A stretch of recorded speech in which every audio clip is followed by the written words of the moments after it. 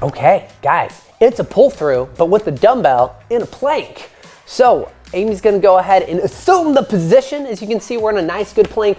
The biggest fault, so you could think of this as a durability tip, is making sure that the hips stay even with the shoulders, if not barely below, kind of what we see Amy here. She's also trying to hollow out through the core rather than hyperextending here, right? This tends to happen. We got a saggy bottom, nobody likes that. Raise that sucker up by making the core tight. The other issue is turning this into a little bit more of a downward dog position. See this happening all the time. Then like you'll still feel like you're working hard, but it takes the core and the rotational aspect of the movement out and it turns it into more shoulders. So Amy's gonna find that position. She's gonna take the opposite hand, goes ahead and pulls through.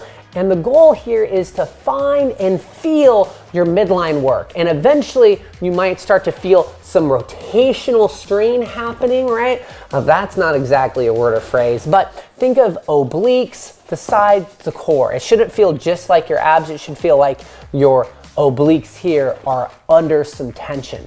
Now, in terms of try hard tips, relax coach, just go heavier with the dumbbell, right? That heavier dumbbell means that there's gonna be more weight to move, but also we've got more surface area of the actual hex on the dumbbell, and it's going to be harder to actually drag across the floor. Now, for those of you that are on carpet, right, or other surfaces, try to think of, is this surface making the dumbbell or your implement slide easier across the floor, or is it making it harder?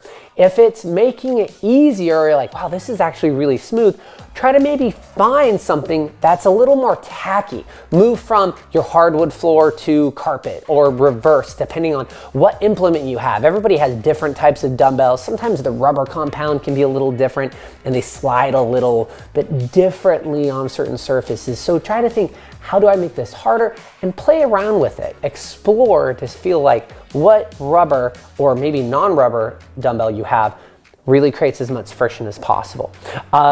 The other item is on that time, kind of concept I should say, get into the position again.